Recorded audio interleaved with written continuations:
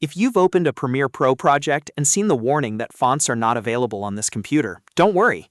In this video, I'll show you exactly how to fix missing fonts in Premiere Pro step by step, whether the font can be synced from Adobe Fonts or needs to be installed manually on your computer. This is a super common issue when opening projects from another machine, downloading templates, or collaborating with clients and editors. And by the end, you'll know how to identify the missing font, restore it, or replace it quickly so your text looks the way it should again. If this tutorial helps, make sure to hit like and subscribe for more Premiere Pro tips and fixes. Alright, let's jump in. The first thing to do is identify which fonts are missing. When you open your project, Premiere Pro may automatically show a Resolve Fonts dialog box.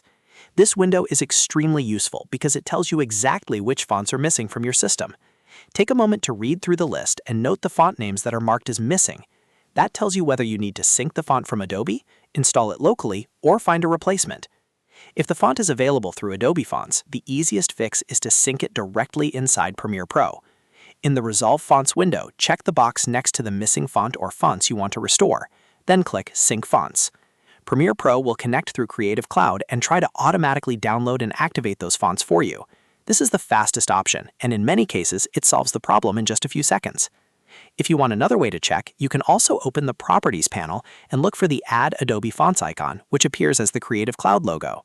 Clicking that can help you manually search for and activate the font if it's available in the Adobe Fonts library.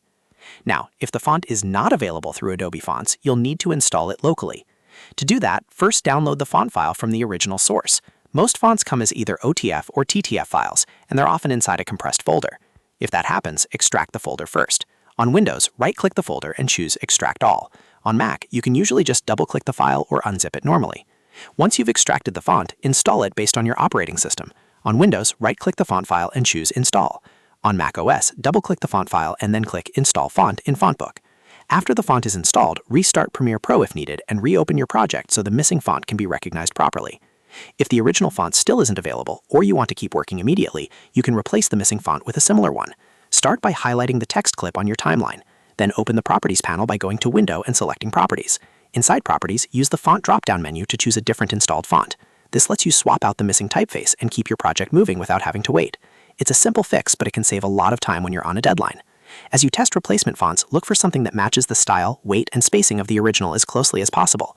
That will help your design stay consistent and professional. If your project uses multiple text layers, you may need to repeat this process for each clip that uses the missing font. And if you're working on a branded video, make sure to double-check titles, lower thirds, and any motion graphics that use text, because missing fonts can affect more than just one section of your edit. The key takeaway is this. First, check the Resolve Fonts dialog, then try syncing through Adobe Fonts, then install the font locally if needed, and finally, replace it with a similar font if the original can't be restored.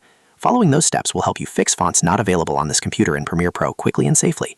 If this video helped you out, don't forget to like, subscribe, and turn on notifications for more Premiere Pro tutorials, editing shortcuts, and fixes. Thanks for watching, and I'll see you in the next one.